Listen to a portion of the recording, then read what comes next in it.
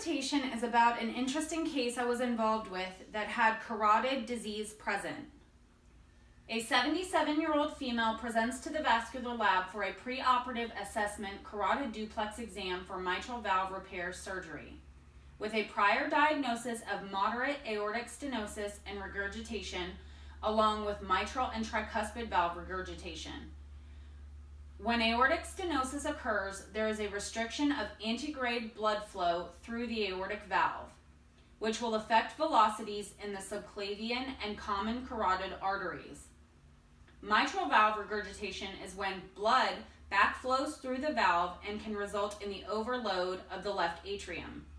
Usually during sonographic duplex examinations, mitral valve regurgitation does not influence the spectral Doppler analysis.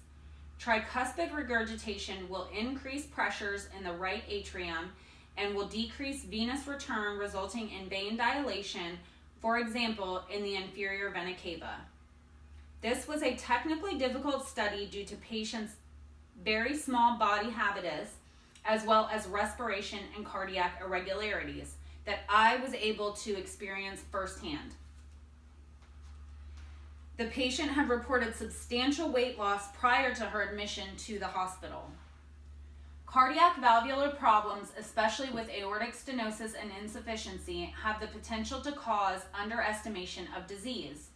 Several samples were taken so that the correct findings could be conveyed, as well as several Doppler gate angles to obtain the highest peak systolic velocity and end diastolic velocity.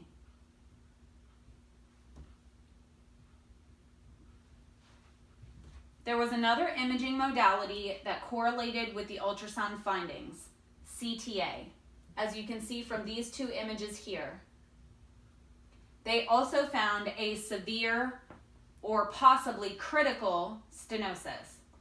With this specific case, it was very important for us to assess the degree of stenosis to assist the physician in determining the level of stroke risk during the valve repair procedure. After speaking to the vascular surgeons about this specific patient and what her possible care options are, they informed me that the plan of action is to correct the carotid disease first with an endarterectomy on the left, and then complete the valve repair.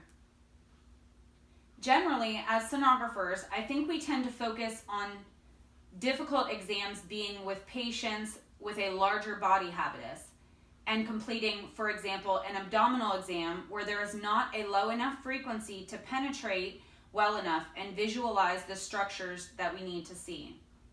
This was my firsthand experience at the other side of that spectrum. My two questions for you all are, name 2 cardiac effects on spectral Doppler we may come in contact with. Do you know which pulse wave will be the most accurate measurement? Question number 2, what are 2 tools we can use as sonographers to overcome difficult exams like this one? Thank you.